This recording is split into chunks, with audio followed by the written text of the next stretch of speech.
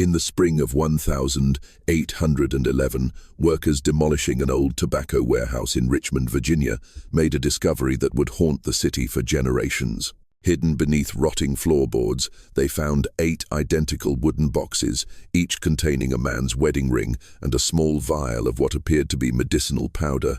The rings bore different names, different dates, but all shared one chilling detail. They had belonged to the husbands of Ruth Holloway, a woman who had somehow outlived 8 wealthy men in the span of 30 years. What authorities found in those vials would challenge everything they thought they knew about the refined widow, who had once been the toast of Virginia society. The local magistrate ordered the discovery sealed from public record, citing matters of delicate nature that could damage the reputation of prominent families. For over 2 centuries, this case has remained buried in the archives of the Virginia Historical Society.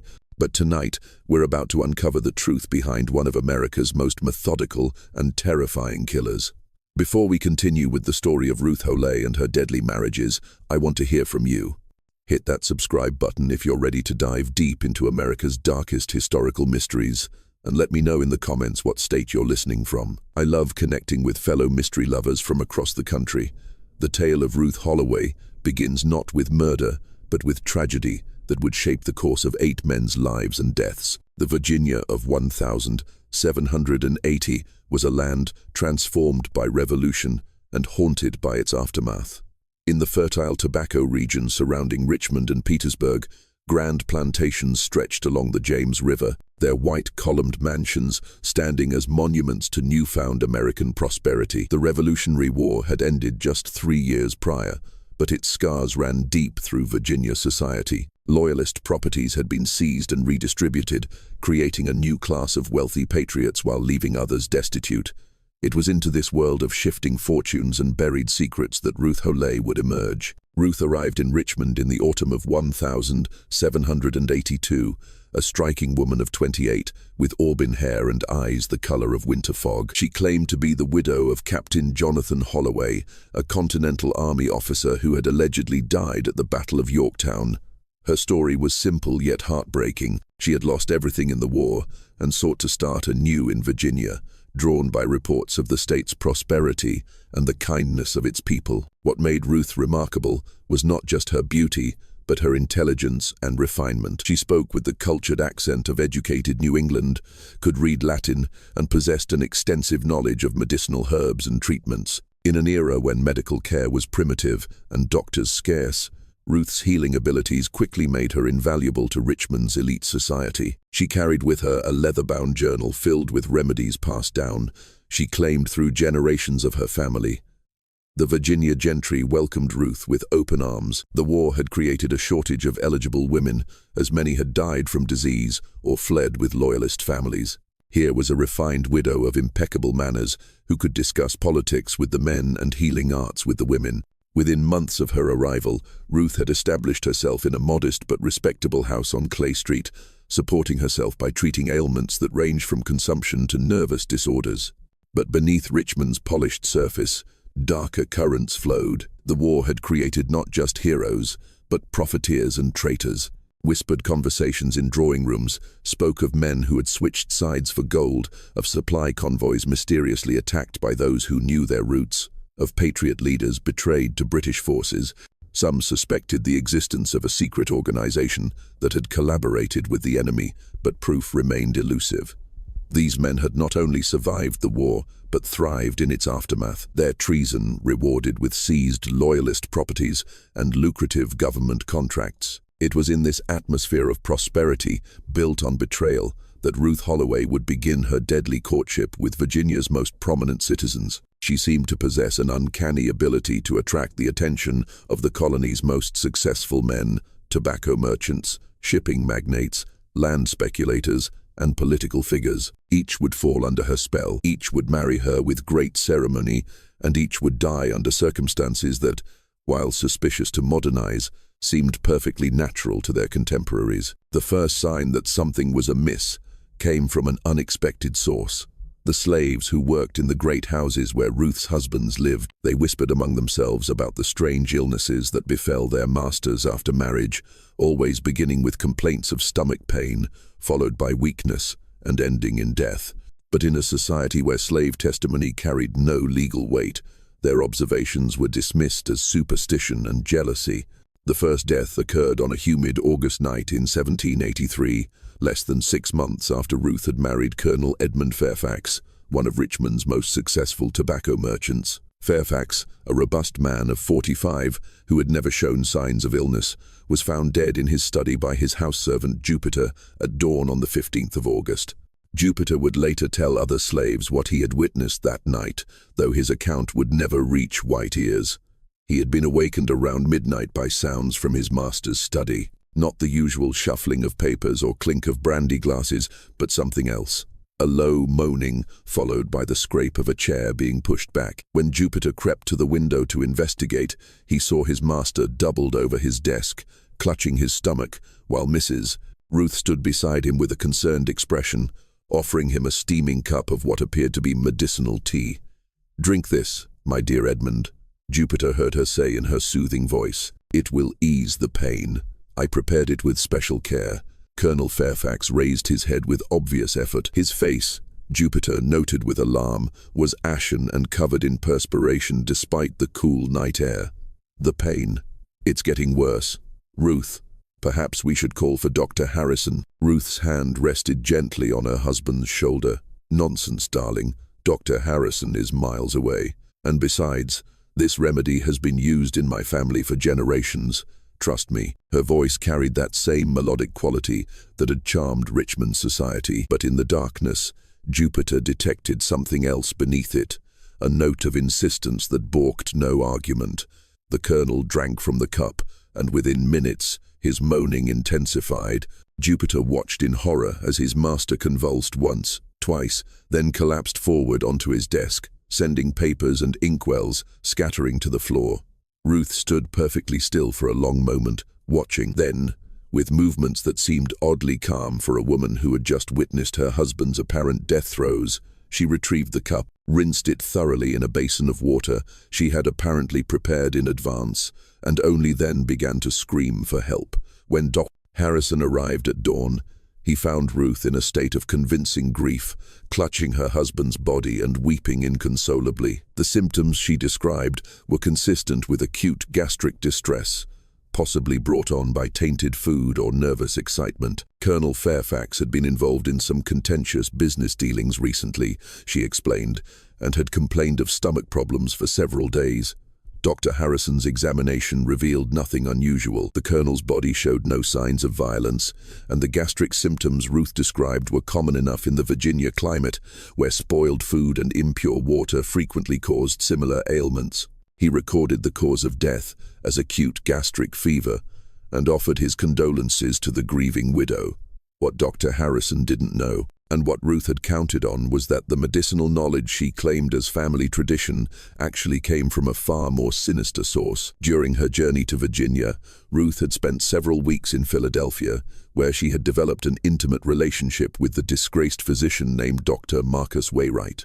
Wainwright had been expelled from practice after experimenting with various plant extracts as means of causing untraceable deaths. His research, conducted in secret and never published, had identified several native plants that could produce symptoms mimicking common illnesses while leaving no trace in the body after death. Ruth had not only learned Wainwright's methods, but had improved upon them. She discovered that by combining small amounts of certain plant alkaloids with common medicinal herbs, she could create preparations that would ease genuine ailments when used in small doses, but prove fatal when administered in larger quantities or specific combinations.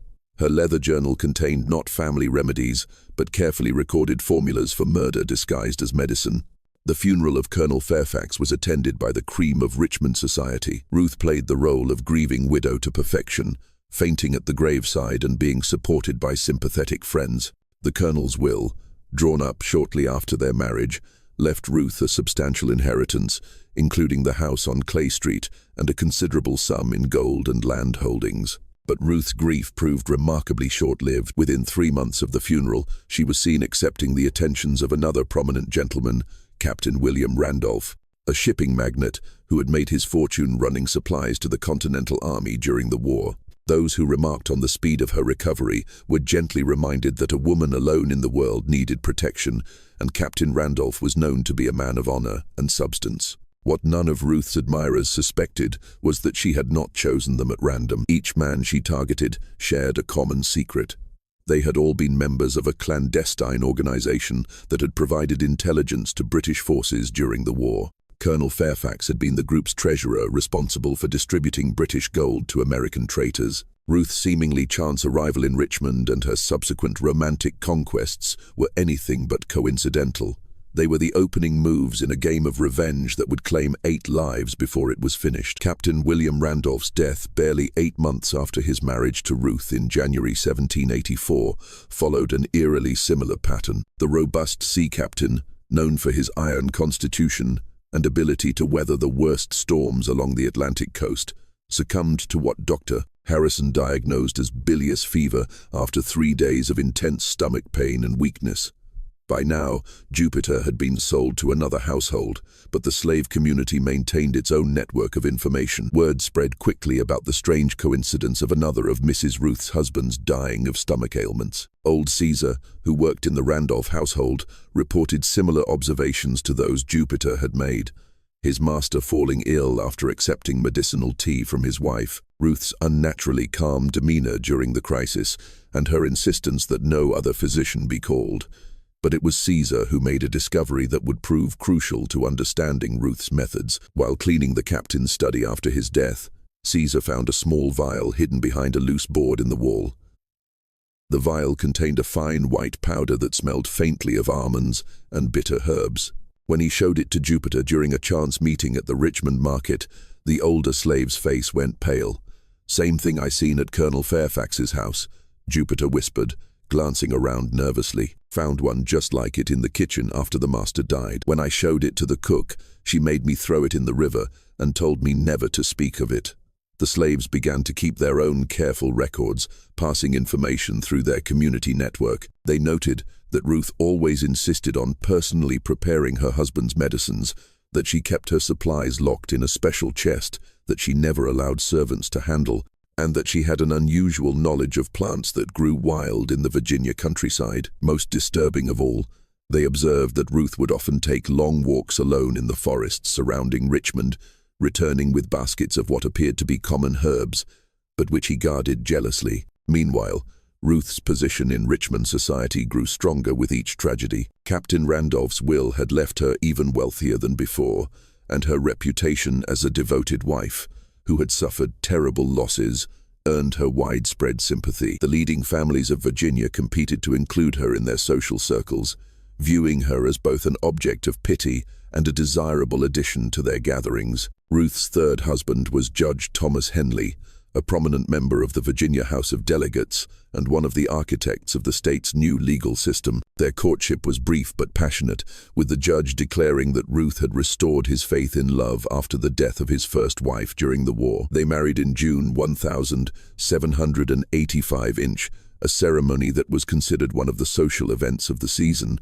Judge Henley survived exactly 7 months. His death in January 1786 was particularly shocking because it occurred during a dinner party at their home with a dozen of Richmond's most prominent citizens as witnesses. Henley had been in excellent health and high spirits throughout the evening, regaling his guests with stories of the constitutional conventions and his hopes for Virginia's future. It was only after Ruth served him a special digestive tonic, prepared, she explained, according to a recipe her late mother had used for her father, that the judge began to show signs of distress. Dr. Harrison, now the third time called to treat one of Ruth's husband's fatal illnesses, began to harbor private suspicions, but suspicion was not evidence, and Ruth's behavior remained beyond reproach. She had witnesses to her husband's illness. She had never been alone with him during his final hours, and the symptoms were consistent with any number of natural ailments. Moreover, she was a woman of impeccable reputation, wealth, and social standing. To accuse her of murder would require proof that simply didn't exist, at least not in any form that the legal system would recognize. The pattern continued with ruthless precision. Husband number 4 was plantation owner George Carrington, who died of acute dyspnea in 1787. Number 5 was merchant Samuel Bradford, who succumbed to nervous fever in 1788. Number 6 was banker Edward Custis, dead of gastric apoplexy in 1789. Each death made Ruth wealthier and more powerful. Each funeral saw her grief grow more theatrical. And each new marriage brought fresh whispers of coincidence that seemed too remarkable to be natural. It was after the death of Edward Custis that a pattern began to emerge among those who paid careful attention. Dr. Marcus Wainwright, the disgraced physician Ruth had known in Philadelphia, had arrived in Richmond in late 1789, claiming to seek a fresh start in Virginia. He rented a small house on the outskirts of town and lived quietly, seeing few patients and keeping largely to himself. But Caesar, now working for a family near Wainwright's residence, noticed that Ruth made regular visits to the doctor's house, always arriving at dusk and leaving after dark. What Caesar couldn't know was that these visits were not social calls, but business meetings. Wainwright had discovered Ruth's true identity through his own sources and had come to Richmond not seeking redemption, but seeking profit. He knew what Ruth was doing and why, and he wanted his share of the wealth she was accumulating. Their arrangement was simple. He would continue to provide her with new and improved methods of poisoning, and she would pay him a percentage of each inheritance. But Wainwright had made a fatal miscalculation. He assumed that, because Ruth needed his expertise, she would continue to tolerate his demands for money and his increasingly bold suggestions that they expand their operations to other cities. He failed to understand that Ruth's murders were not motivated by simple greed, but by a desire for justice that burned with an intensity that would not be compromised by a partner's avarice. The mysterious deaths that had begun with Colonel Fairfax were building toward a climax that would shake the foundations of Virginia society. Ruth had identified the remaining members of the secret organization that had betrayed her first husband, and her list was nearly complete. Only 2 names remained: Dr. Harrison himself, who had been the group's contact within the medical community, and the most prominent target of all, Governor Edmund Randolph, the powerful politician who had coordinated the entire treasonous operation from his position in the colonial government. The autumn of 1790 brought an unexpected complication to Ruth's methodical campaign of revenge. A new arrival in Richmond society would prove to be both her greatest challenge and the key to understanding the full scope of her deadly plan. Captain Jonathan Hale was a former Continental Army intelligence officer who had been investigating wartime treason cases for the federal government. Officially, he was in Richmond to settle property disputes arising from Loyalist confiscations. Unofficially, he had been tracking rumors of a secret organization that had provided British forces with American military intelligence during the war. His investigation had led him to identify several members of this treasonous network, and he had noted with interest that many of them had died under mysterious circumstances in recent years. What made Captain Hale particularly dangerous to Ruth was his military training in recognizing patterns and his access to intelligence files that contained information about suspected traitors. Unlike the local authorities who saw only a series of unfortunate coincidences, Hale began to see connections that pointed toward a deliberate campaign of elimination. Hale's first significant discovery came through his friendship with Dr. Harrison. During a casual conversation about the unusual number of prominent men who had died of stomach ailments in recent years, the doctor mentioned his growing unease about the pattern of deaths among Ruth's husbands. What particularly troubled Harrison was that each victim had died despite receiving what appeared to be appropriate medical care from their devoted wife. "It's most peculiar, Jonathan, Doctor," Harrison confided during a private dinner at his home. "Mrs. Holloway seems to have the most dreadful luck with husbands. Yet, she's one of the most attentive wives I've ever encountered. She knows more about medicinal treatments than many physicians, and she's always eager to help with the care of her ailing spouses. If I didn't know better, I'd swear she was trying to save them rather than." He paused, unwilling to voice his suspicions aloud. Captain Hale leaned forward with interest. "Rather than what, Doctor?" Harrison shook his head. "Forgive me, I shouldn't speak ill of a woman who has suffered such terrible losses.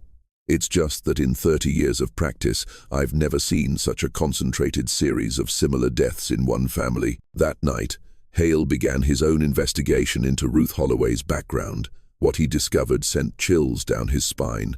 There was no record of Captain Jonathan Holloway in Continental Army files. No officer by that name had died at Yorktown or any other battle. The woman calling herself Ruth Holloway had appeared in Richmond with a completely fabricated identity, and her true origins remained a mystery. Meanwhile, Ruth had identified her seventh target, Merchant Prince Alexander Fitzhugh, one of the wealthiest men in Virginia, and a secret member of the treasonous organization she was systematically destroying. Fitzhugh had made his fortune by providing British forces with information about American supply convoys, enabling enemy raids that had cost hundreds of Patriot lives. His betrayal had been particularly heinous because he had used his position as a supplier to the Continental Army to gather intelligence on American movements and weaknesses. Ruth's courtship of Fitzhugh began in the winter of 1790 and followed her established pattern. She presented herself as a lonely widow in need of companionship and protection, while gradually revealing her extensive knowledge of business and finance. Fitzhugh, a widower himself, was charmed by her combination of vulnerability and intelligence. Within 3 months, he had proposed marriage, but this time Ruth faced unexpected scrutiny. Captain Hale had quietly alerted several prominent citizens to his suspicions about the mysterious widow, and word had begun to spread through Richmond's tight-knit elite society. When Fitzhugh announced his engagement to Ruth, several of his friends urged caution. "Alexander, surely you've noticed the peculiar pattern," warned tobacco magnate Robert Carter during a private meeting at the Richmond Club. 7 husbands, 7 mysterious deaths. Even if one accepts that Mrs. Holloway is simply unlucky in marriage, surely such a concentration of tragedy warrants some investigation. Fitzhugh's response revealed the power of Ruth's psychological manipulation. "Gentlemen, I understand your concern, but I must point out that your suspicions are based on nothing more than coincidence and gossip. Mrs. Holloway has been examined by the finest physicians and questioned by the most respected magistrates. She has been cleared of any wrongdoing repeatedly. Are we to condemn a woman simply because fate has dealt her a cruel hand?" What Fitzhugh didn't know was that Ruth had been carefully studying his own role in wartime treason through documents stolen from Dr. Marcus Waywright's files. Waywright, in his continuing attempts to blackmail Ruth into sharing more of her profits, had been conducting his own investigation into her targets. He had discovered that Ruth's victims were all connected by their membership in a secret society called the Covenant of Prosperity, which had coordinated intelligence sharing with British forces in exchange for post-war business advantages. The revelation that Waywright knew about the Covenant convinced Ruth that her partner had become too dangerous to allow to live. On a cold February night in 1791, Dr. Marcus Waywright was found dead in his home, apparently having consumed a fatal dose of his own experimental poisons. The magistrate's investigation concluded that the disgraced physician had taken his own life rather than face exposure of his illegal experiments. Ruth attended Waywright's funeral with appropriate solemnity, but privately she felt a sense of relief. The only person who could have connected her to a source of exotic poisons was now dead, and with his death, the last external threat to her mission had been eliminated. She was now free to complete her work without interference. Alexander Fitzhugh married Ruth Holloway on the 15th of March, 1791, a ceremony that was notably smaller and more subdued than her previous weddings. Captain Hale attended as a guest, watching Ruth carefully throughout the proceedings and noting her complete composure and apparent happiness. If she was indeed a serial killer, she was remarkably skilled at concealing her true nature. The marriage lasted 4 months. Alexander Fitzhugh died on the 20th of July, 1791, after a brief illness that began with stomach pains and ended with complete systemic collapse. Dr. Harrison, now deeply suspicious but still lacking concrete evidence, performed the most thorough examination of his career. He found nothing that would legally constitute proof of poisoning, but privately he was convinced that Fitzhugh had been murdered. Ruth's performance as the grieving widow reached new heights of theatrical skill. She collapsed at the funeral, required smelling salts to revive her, and spent weeks in seclusion, apparently overcome by grief. But those who knew her well began to notice subtle changes in her behavior. She seemed more confident, more imperious, and less concerned with maintaining the facade of helpless femininity that had served her so well in the past. With Fitzhugh's death, Ruth had accumulated a fortune that made her one of the wealthiest women in Virginia. More importantly, she had eliminated 7 of the 8 members of the Covenant of Prosperity. Only one target remained: Dr. Harrison himself, the physician who had served as the organization's medical contact and who now posed the greatest threat to her continued freedom. But Ruth had not anticipated that Captain Hale's investigation would lead him to uncover her true identity and the real reason for her deadly campaign. In the files of a captured British intelligence officer, Hale had found references to an American spy network that included a woman identified only as the widow. This mysterious figure had reportedly lost her husband to Patriot forces and had sworn revenge against those responsible for his death. Cross-referencing this information with military records, Hale made a shocking discovery. Captain Jonathan Holey had indeed existed, but he had been a British spy operating under deep cover within the Continental Army. He had been captured and executed by American forces in 1779 after being betrayed by members of his own spy network, the same network that would later become the Covenant of Prosperity. Ruth Holey was not seeking justice for Patriot betrayal. She was seeking revenge for the death of a traitor.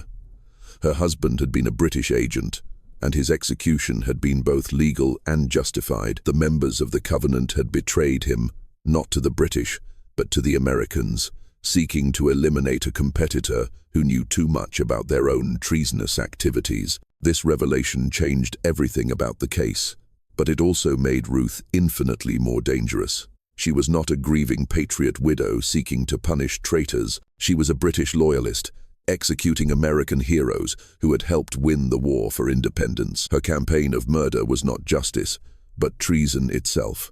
Captain Hale's discovery of Ruth's true identity came at a critical moment, for he learned that she had already begun her final courtship. Her 8th and last target was not Dr. Harrison, as Hale had expected, but Governor Edmund Randolph himself, the most powerful man in Virginia and the secret leader of the Covenant of Prosperity. The governor's interest in Ruth had been carefully cultivated over several months. She had positioned herself at social events where she knew he would be present, had arranged to be introduced by mutual friends, and had gradually revealed herself to be a woman of extraordinary intelligence and refinement.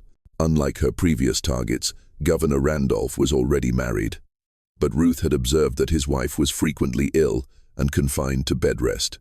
Ruth's approach to Randolph was different from her previous campaigns. Rather than presenting herself as a vulnerable widow in need of protection, she portrayed herself as a woman of independent means who could be a valuable political ally. She demonstrated an impressive knowledge of Virginia politics and showed herself to be a shrewd judge of character and opportunity. In short, she made herself indispensable to a man whose ambitions extended far beyond the governor's mansion. What made this courtship particularly dangerous was that Governor Randolph was himself a man of considerable intelligence and experience. He had survived the treacherous currents of revolutionary politics, had helped draft the Constitution, and had built a network of allies and informants throughout Virginia and beyond. If anyone could recognize Ruth's true nature, it would be him. But Ruth had one crucial advantage. She knew exactly what kind of man Randolph was beneath his public persona, while he saw her only as she chose to present herself. Through her research into the Covenant of Prosperity, Ruth had learned that Randolph's treason during the war had been motivated not by ideology, but by pure ambition. He had provided British forces with intelligence because he believed the revolution would fail and wanted to position himself advantageously in the post-war world. When it became clear that the Americans would win, he had betrayed his British contacts to save his own reputation. In the spring of 1792, Governor Randolph's wife died of consumption after a long illness. Ruth attended the funeral and offered her condolences with perfect propriety. She then withdrew from social activities for several weeks, ostensibly to avoid any appearance of impropriety during the governor's period of mourning. During this interlude, Captain Hale made a desperate attempt to warn Governor Randolph about Ruth's deadly history. He requested a private meeting and laid out his evidence: the suspicious pattern of deaths, Ruth's fabricated identity, and the connection between her victims and wartime treason. But Hale's revelations had an unexpected effect on the governor. Rather than being alarmed by Ruth's murderous past, Randolph was impressed by her skill and determination. Here was a woman who had successfully eliminated 7 men without ever being caught or even seriously suspected by the legal authorities. Her methods were subtle, her planning meticulous, and her execution flawless. Instead of seeing her as a threat, he began to view her as a potential asset.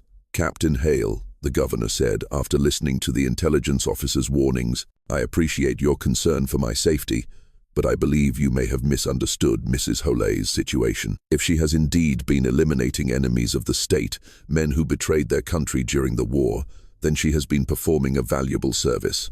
Perhaps it is time someone recognized her patriotic contributions rather than viewing them with suspicion." Hale left the meeting with a growing sense of dread. Governor Randolph had not only dismissed his warnings, but seemed actively interested in allying himself with a known killer. The implications were terrifying. If Ruth and the governor joined forces, they could eliminate anyone they chose to target, using the full resources of the state government to cover their tracks. What Captain Hale didn't know was that Governor Randolph had already begun his own investigation into Ruth's background, and his findings had led him to a very different conclusion about her motives. Through his network of informants, he had learned about her true identity and her connection to the executed British spy, Jonathan Holay. He knew that Ruth was seeking revenge against the members of the Covenant, and he knew that he was likely her final target. But instead of fleeing or seeking protection, Governor Randolph decided to confront Ruth directly. He believed that her desire for revenge could be redirected toward more useful targets, and that her skills as an assassin could serve his political ambitions. In his mind, Ruth Holloway was not a threat to be eliminated, but a weapon to be controlled. The confrontation came during a private dinner at the governor's mansion in June 1792. Ruth had accepted his invitation, believing it was a romantic overture. But she found herself facing a man who knew exactly who she was and what she had done. "Mrs. Holloway," the governor said as they sat in his private study after dinner. Or should I say, Mrs. Jonathan Holloway, widow of the British agent, executed for treason in 1779. "I think it's time we dispensed with pretenses and spoke honestly about your situation." Ruth's reaction was swift but controlled. Her hand moved almost imperceptibly toward the small vial of poison she always carried in her reticule, but she stopped when she saw that the governor was watching her with amused interest rather than fear. "I see you understand each other," Randolph continued. "Good.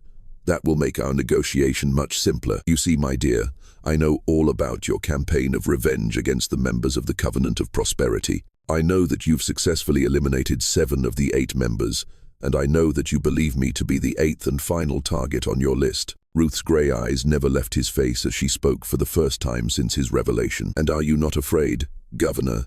You betrayed my husband to save yourself, and you've watched me kill 7 men without lifting a finger to warn them or stop me. What makes you think I won't complete my work tonight?" Randolph smiled coldly.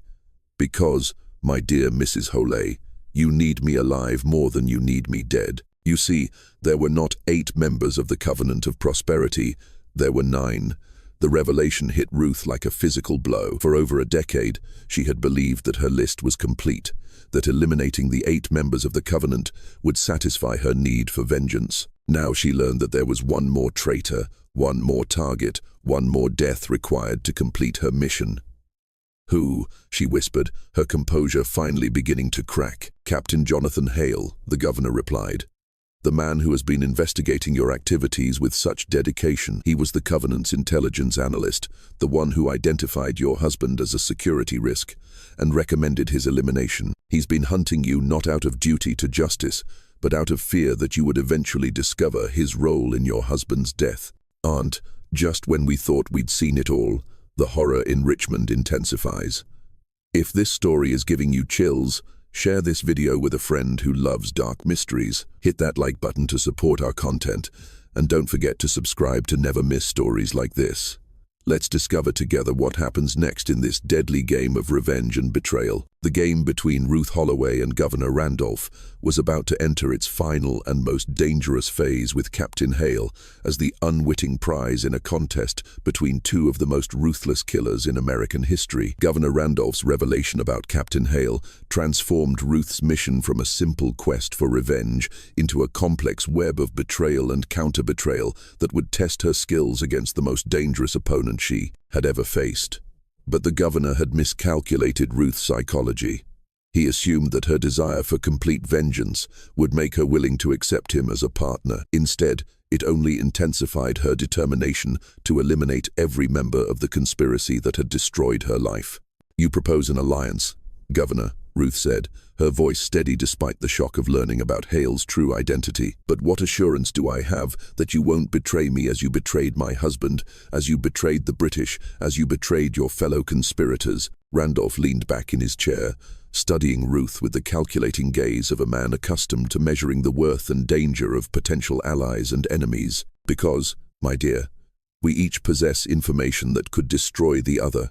You know about my wartime activities, and I know about your campaign of murder. We are bound together by mutual assured destruction." But Ruth had already made her decision. The conversation with Randolph had served its purpose. She now knew the identity of her ninth and final target, and she had confirmed that the governor was indeed as ruthless and immoral as she had suspected. There would be no alliance, no partnership, no shared future. There would only be death. What followed was a deadly game of cat and mouse that played out over several weeks in the summer of 1792. Ruth appeared to accept Randolph's proposal while secretly preparing to eliminate both him and Captain Hale. The governor, meanwhile, believed he had successfully recruited a valuable assassin while planning to eliminate her once she had served his purposes.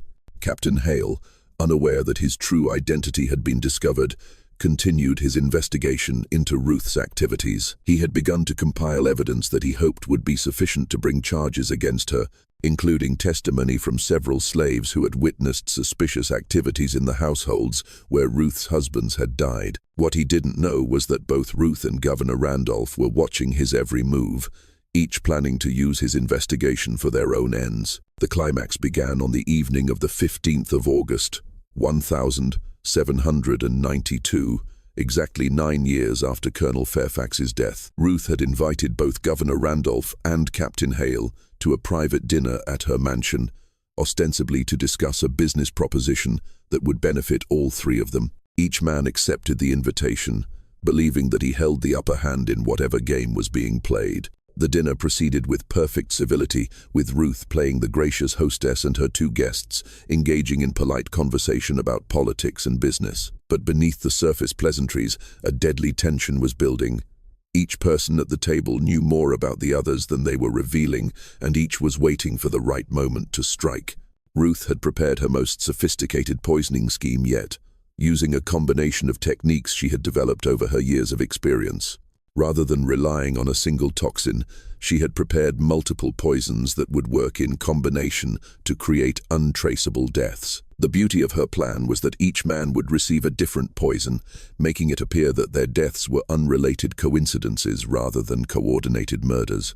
For Governor Randolph, she had prepared a slow-acting compound derived from foxglove and hemlock that would simulate a heart attack, fitting for a man of his age and stressful position. The poison had been carefully measured and mixed into a special brandy she had imported from France, specifically for the occasion. She would present it as a rare vintage worthy of celebrating their new partnership. Captain Hale would receive a different fate entirely. Ruth had developed a particularly clever method for his elimination, a contact poison applied to the rim of his wine glass that would absorb through his skin and cause symptoms resembling apoplexy. The beauty of this approach was that death would not occur for several hours, allowing Hale to leave her home apparently healthy and die in his own quarters, removing any direct connection to the dinner party. But Ruth had not anticipated that Governor Randolph would arrive at the dinner already knowing about her plans. Through his network of servants and informants, he had learned about her recent activities, the purchasing of unusual herbs, the late-night visits to abandoned buildings where she prepared her compounds, and most damning of all, the discovery of her journal containing detailed records of all her previous murders. As the three sat down to dinner, Ruth noticed that Governor Randolph seemed unusually relaxed and confident, while Captain Hale appeared tense and distracted. She interpreted this as evidence that her deception was working. Randolph believed himself safe as her ally, while Hale was growing suspicious but didn't yet understand the full scope of his danger. The conversation during dinner revealed the complex psychological dynamics at play. Ruth spoke eloquently about the nature of justice and revenge, weaving philosophical observations into seemingly casual remarks. "I've always believed," she said while serving the main course, "that those who betray trust deserve to face the consequences of their actions, no matter how much time has passed." Governor Randolph nodded approvingly. "Indeed, Mrs. Holloway. Justice delayed is not justice denied, particularly when the delay serves to make the eventual reckoning more complete." Captain Hale, increasingly uncomfortable with the direction of the conversation, attempted to steer the discussion towards safer topics. "Surely, we can agree that revenge, however justified it might seem, is ultimately destructive to both the avenger and society as a whole. The rule of law exists precisely to prevent individuals from taking justice into their own hands."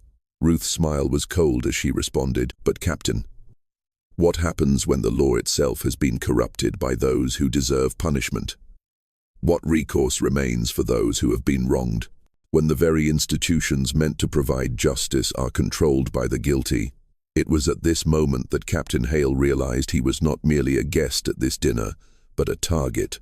The philosophical discussion was not abstract. It was Ruth's way of explaining why she intended to kill him. His hand moved instinctively toward his coat, where he carried a pistol. But Governor Randolph's sharp glance warned him against any sudden movements. "Gentlemen," Ruth said, rising from her seat with graceful composure, "I believe it's time we move to the library for brandy and honest conversation.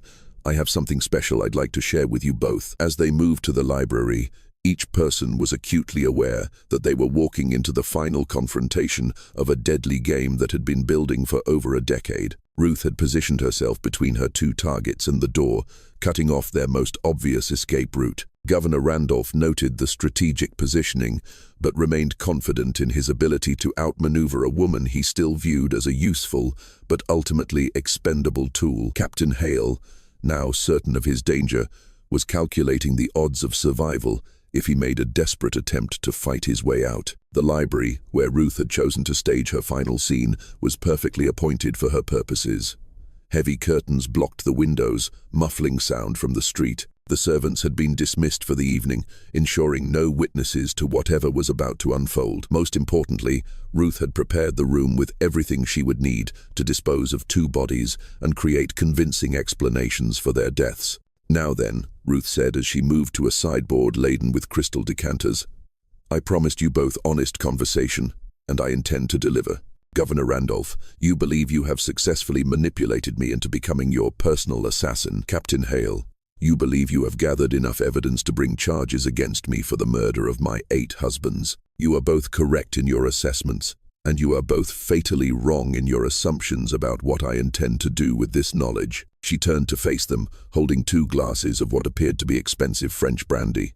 "The truth is that neither of you will leave this room alive tonight. Governor Randolph, you will die because you were the leader of the conspiracy that murdered my husband. Captain Hale, you will die because you were the intelligence analyst who identified him as a security risk. Your deaths will complete my mission and provide me with the justice I have sought for 13 long years." Governor Randolph's composure finally cracked as he realized that his manipulation had failed completely. "Mrs. Holloway, I think you underestimate the consequences of murdering a sitting governor. My death will not go unnoticed or uninvestigated. You cannot simply add me to your list of victims and expect to escape scrutiny." Ruth's laugh was genuinely amused. "Governor, I have killed 8 prominent men without ever being seriously suspected of a crime. I have accumulated a fortune, established myself in the highest levels of society, and eliminated nearly all of my enemies while maintaining a reputation as a grieving widow deserving of sympathy and protection. What makes you think that killing you and Captain Hale will present any greater challenge?" Captain Hale, his military training finally overcoming his shock, made his move. Rather than attempting to flee or negotiate, he lunged toward Ruth, hoping to disarm her before she could administer whatever poison she had prepared.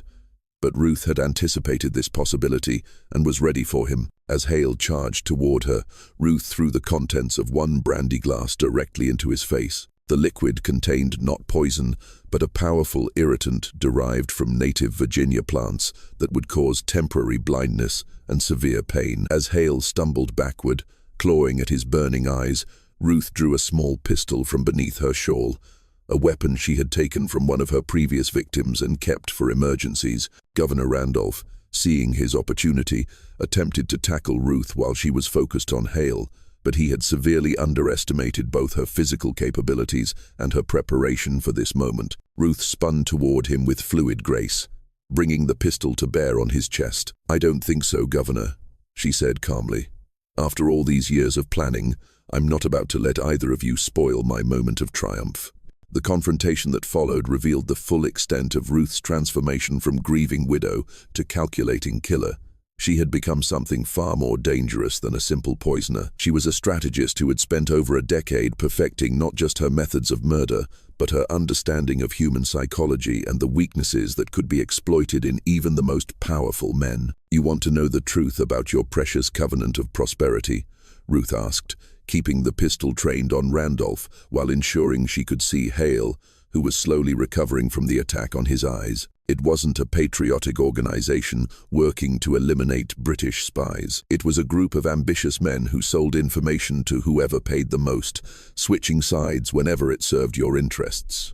"You betrayed my husband, not because he was a threat to American independence, but because he had discovered evidence of your own treason and was preparing to expose you to both sides." Governor Randolph's face went pale as Ruth revealed her knowledge of the Covenant's true activities. "How could you possibly know that? Those records were destroyed years ago." Ruth smiled coldly. "Governor, you made the mistake of assuming that a woman motivated by love and grief would be less thorough in her research than a man motivated by political ambition. I have spent 13 years tracking down every document, every witness, every scrap of evidence related to my husband's death and your organization's activities. I know more about the Covenant of Prosperity than any of its surviving members ever did." What Ruth revealed next would shake the foundations of Virginia's post-revolutionary society. The Covenant had not simply sold intelligence to the British during the war. They had orchestrated a complex scheme to profit from both sides of the conflict, while positioning themselves advantageously regardless of the outcome. They had stolen supplies meant for Continental Army, sold strategic information that led to American defeats, and eliminated competitors who threatened their monopoly on corruption. "My husband discovered your scheme in 1779, Ruth continued. "But instead of reporting it to British authorities, he attempted to blackmail you. That was his fatal mistake. You couldn't afford to let him expose your activities, but you also couldn't simply kill him yourselves without risking exposure. So, you betrayed him to the Continental Army as a British spy, knowing that patriot justice would eliminate your problem while making you appear loyal to the American cause." Captain Hale, his vision gradually clearing, finally understood the full scope of what had been happening around him for the past decade. "Dear God," he whispered, "you're not seeking justice for British loyalists. You're seeking revenge for the corruption that killed your husband." Ruth nodded approvingly. "Finally, Captain, you understand. Jonathan was indeed a British agent, but he was also my husband and the father of the child I lost when I fled after his execution. Your conspiracy didn't just kill him. It destroyed everything I had built, everything I loved, everything that gave meaning to my life. You turned me into the weapon I have become." The psychological portrait that emerged during this confrontation revealed Ruth Holloway as something unprecedented in American criminal history. A woman who had systematically dismantled an entire conspiracy network through patience, intelligence, and an understanding of human nature that bordered on the supernatural. She had not simply killed her targets. She had studied them, understood their weaknesses, and used their own character flaws to orchestrate their destruction. Governor Randolph, in a desperate attempt to save his life, made one final offer. "Mrs. Holloway, if you spare me, I can give you something more valuable than revenge. I can give you power. With my political connections and your unique skills, we could control not just Virginia, but influence the entire federal government. Think of what we could accomplish together. Ruth's response revealed the depth of her commitment to her mission and her complete transformation from the vulnerable widow she had once appeared to be. Governor, you still don't understand what drives me. This was never about power or wealth or position in society. This was about love. Love for a man you murdered. Love for a life you destroyed. Love for justice that your corrupt system could never provide. Power corrupts, as you have so thoroughly demonstrated. But love endures, and love demands satisfaction. Okay, the final moments of the confrontation unfolded with the precision and inevitability of a perfectly planned execution. Ruth had orchestrated every detail of this evening, not just to kill her final targets, but to ensure that their deaths would appear to be the result of their own actions rather than her intervention. The bodies of Governor Edmund Randolph and Captain Jonathan Hale were discovered the following morning by servants arriving to prepare the mansion for the day. The scene that greeted them appeared to tell a clear and tragic story. The two men had apparently engaged in a violent confrontation that had ended with both their deaths. Governor Randolph was found in the library with a bullet wound to the chest. Captain Hale's pistol clutched in his hand. Captain Hale lay nearby, apparently having succumbed to a combination of chemical burns to his face and a severe blow to the head from a heavy crystal decanter that lay shattered beside his body. The room showed signs of a desperate struggle, with furniture overturned and papers scattered across the floor. Ruth Holay was discovered bound and gagged in a closet off the library, apparently having been imprisoned there during the confrontation between the two men. When released by the horrified servants, she collapsed in apparent shock and grief, unable for several minutes to coherently explain what had happened. When Dr. Harrison arrived to examine the bodies and interview Ruth, her account of the evening's events was both heartbreaking and convincing. She explained that Captain Hale had arrived at the dinner in an agitated state, making wild accusations about Governor Randolph's wartime activities and demanding that she provide testimony to support charges of treason. The governor had initially attempted to calm the situation, but when Hale produced documents that seemed to implicate Randolph in wartime corruption, the confrontation had escalated beyond control. They began shouting at each other. Ruth sobbed to Dr. Harrison, and then Captain Hale drew his pistol. The governor tried to take it away from him, and in the struggle it discharged. Captain Hale was wounded by the broken glass, and then I don't remember clearly. Someone grabbed me and shoved me into the closet. I heard more fighting, and then silence. Dr. Harrison's examination of the scene supported Ruth's account. The physical evidence was consistent with a violent struggle between two men, and Ruth's injuries, rope burns on her wrists and ankles, bruises consistent with being roughly handled, appeared genuine. Moreover, her reputation as a respected widow who had suffered terrible losses made it inconceivable that she could have orchestrated such violence herself. The investigation that followed was cursory at best, with both principal witnesses dead and Ruth's testimony providing a plausible explanation for their deaths. The authorities concluded that Captain Hale and Governor Randolph had killed each other in a dispute over wartime treason allegations. The documents that Hale had apparently brought to support his accusations were found burned in the library fireplace, their contents lost forever. What the investigators didn't know was that Ruth had spent months preparing for this exact scenario. The documents Hale had supposedly brought were forgeries she had created to provide a motive for the confrontation. The chemical that had blinded Hale was a compound she had developed specifically to leave evidence consistent with an accidental injury during a fight. Even her own injuries were self-inflicted using techniques she had learned from her years of studying how to cause pain and damage without permanent harm. The deaths of Governor Randolph and Captain Hale marked the end of Ruth Holloway's campaign of revenge, but not the end of her story. With the elimination of all 9 members of the Covenant of Prosperity, she had achieved the justice she had sought for over a decade. More importantly, she had accumulated sufficient wealth and social standing to ensure her security for the rest of her life. In the months following the deaths, Ruth gradually withdrew from Richmond society. She claimed that the traumatic events in her library had damaged her health and her ability to function in social situations. She sold her mansion and moved to a smaller but elegant house on the outskirts of the city, where she lived quietly with only a few trusted servants. But Ruth's retirement from active murder did not mean she had lost her taste for control and manipulation. Over the years that followed, she became a behind-the-scenes power broker in Virginia politics, using her wealth and her knowledge of prominent citizens' secrets to influence elections, business deals, and social movements. She never remarried, claiming that she had suffered too much loss to risk her heart again, but she maintained friendships and correspondences with powerful men throughout the state and beyond. The true extent of Ruth's influence became apparent only after her death in 1834 at the age of 80. Among her papers, investigators found detailed records not only of her 9 murders,